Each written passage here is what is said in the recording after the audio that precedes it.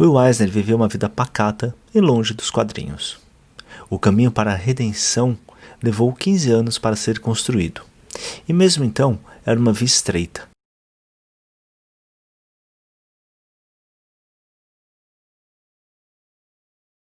Foram nessas publicações que Eisner passou a ser revisto.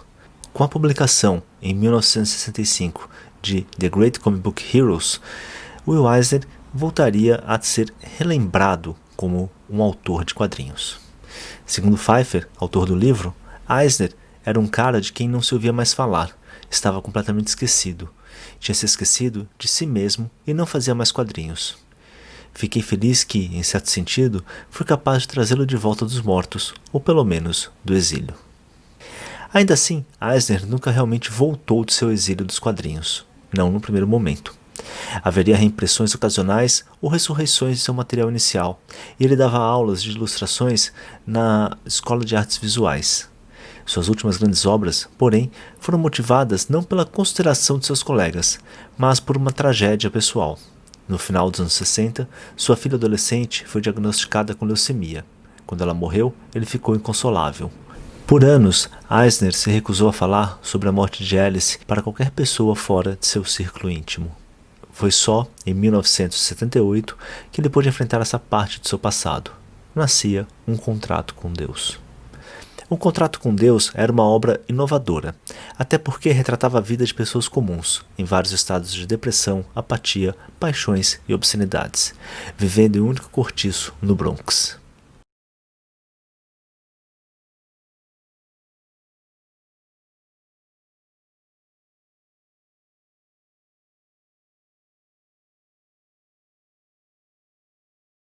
Eisner comenta no prefácio: dentro de suas paredes, grandes dramas se desenrolavam.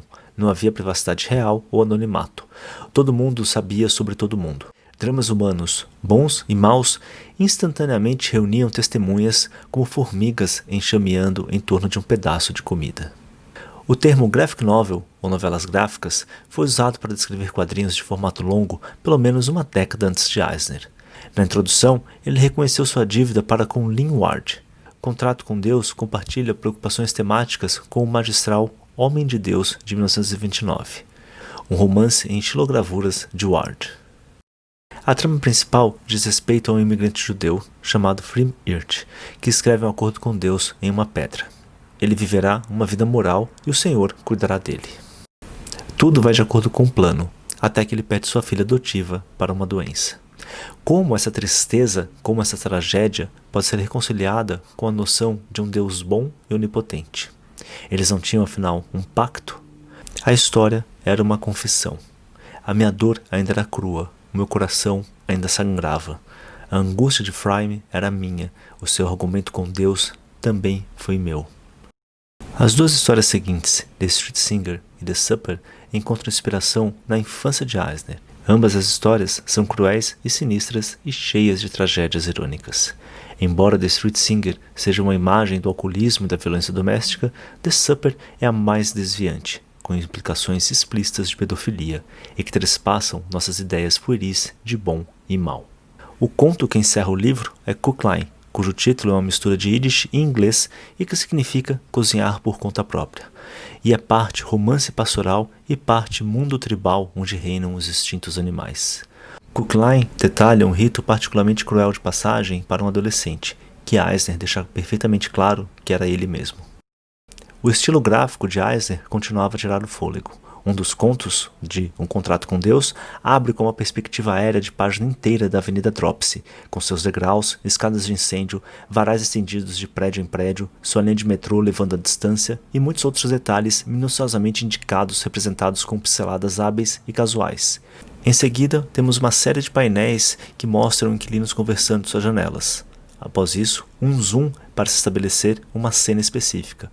Com o uso livre de legendas e diálogos em balões, uma abundância de disposição é compactada em 3 pequenas páginas com uma fluidez impressionante. É a partir dessa conjuntura que Eisner desenvolveu o que viria a ser um gênero, o de quadrinho autobiográfico. Os primeiros trabalhos clássicos de Eisner, dominados por seus desenhos da série Spirit, eram nervosos, dinâmicos, extravagantes. Era um mestre em experimentação com a forma. Seu retorno ao meio dispensou o simbólico, o grandioso e a vilania caricatural. Existia agora uma xilogravura sombria influenciada por artistas dos anos 30. O tom ainda era noir, mas sem heroísmos. Em vez disso, havia um sentimentalismo tocante, com paisagens urbanas severas e desespero deselegante, como pano de fundo inevitável. Eisner fez questão de equilibrar a brutal era da depressão com carinho e nostalgia, mas não há dúvida de que o livro não teria funcionado sem a autenticidade da dura experiência. Eisner passou a escrever e desenhar contos e romances sobre a depressão em Nova York, a guerra do Vietnã, o amor e até mesmo o antissemitismo.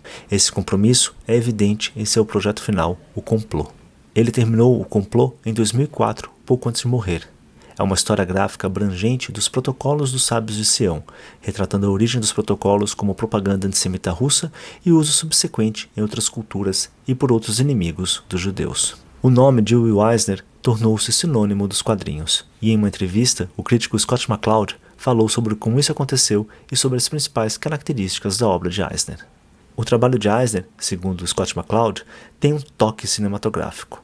Quando ele volta aos quadrinhos no final dos anos 70 e recomeça sua carreira, o seu trabalho torna-se mais teatral.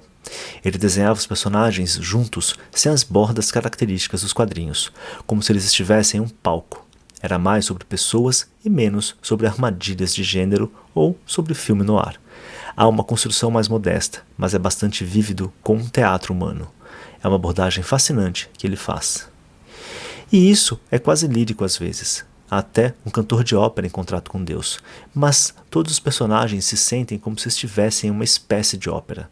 É um tipo de expressividade emocional amplificada, que às vezes pode ser desanimadora para o público moderno, mas que é revigorante ver alguém tentando capturar essas áreas emocionais no rosto e na linguagem corporal de alguém, lá isso é.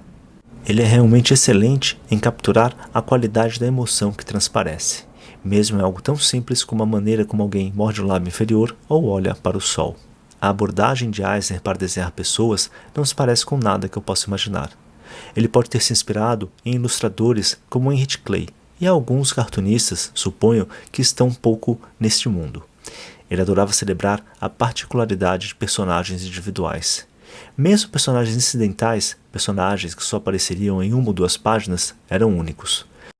Sobre o impacto do trabalho de Eisner nos artistas da época, Scott McCloud revela que, na verdade, não ocorreu, não assim de imediato. Houve um impacto imediato muito mais naqueles que observavam como as coisas aconteciam, que estavam cientes do seu trabalho anterior e pensavam sobre o que era possível no meio dos quadrinhos. A influência de Eisner foi lenta. Ele ganhou impulso com o tempo.